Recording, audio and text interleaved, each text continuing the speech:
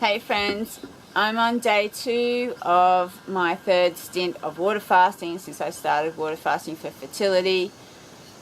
I had a meltdown after I didn't fall pregnant this month, and I still have health issues that I'm struggling with, like the electromagnetic hypersensitivity, and from a snowboarding accident in 2005.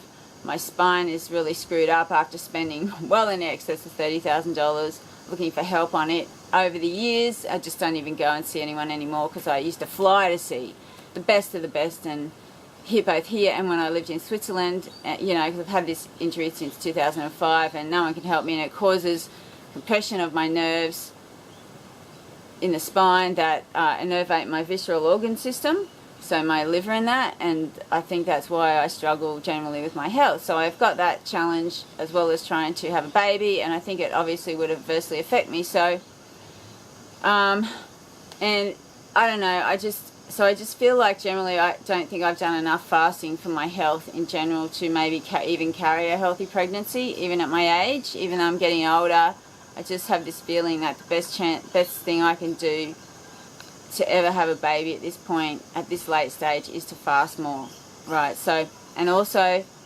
I'm pretty much really feral with my boyfriend now because it's been 2.5 years. We've been together and he doesn't want to live with me, and there's basically no future for us, and it's basically just come down to the fact that I sort of hang around because he's like a sperm donor for me, and it's horrible. So, I'm really not comfortable with that situation. It's not what I want, even though I'm so desperate to have a child.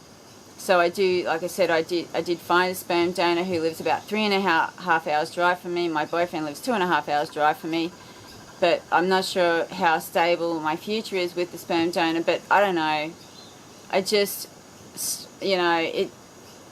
I feel like the chances of me actually having a baby without a partner, with a sperm donor that's like, the next closest one after him is like a 12 or bloody 16-hour drive from my house. So, oh boy, and given that it'd be so hard for me to fall pregnant at my age, it would be so expensive to like travel that far to see a donor every month. If I didn't have my boyfriend or the sperm donor, like, it just seems like such an impossible situation for me.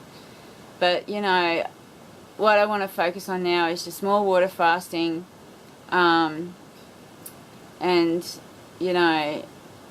just to try and get my body as well as possible, feeling as well as possible, and hoping at the same time that is improving my egg quality immensely.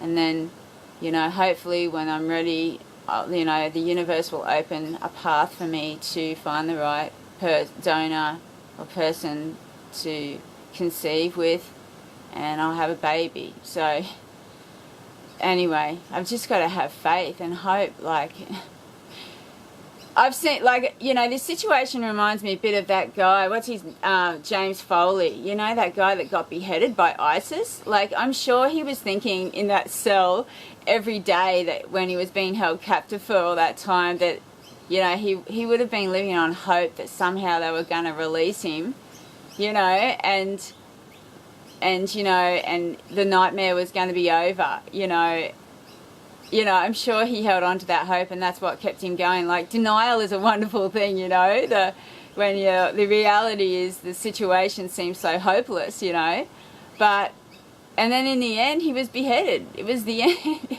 He didn't have the result that he probably really wanted. So in a way that might happen to me, but I feel like, denial or delusion of like what you really want happening is sometimes the only way to cope with a situation that seems unbearable to like an unbearable reality otherwise, you know what I mean? So anyway, well, thanks very much for watching.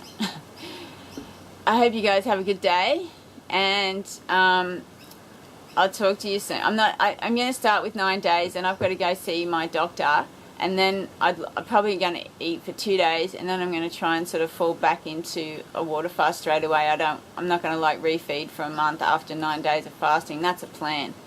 So I'm going to, do 9 days, probably eat for 2, and then try to fall into it, I don't know how long after that, as long as I can do, where I don't have to eat to drive or anything. Okay, well, thanks very much for watching. Talk to you guys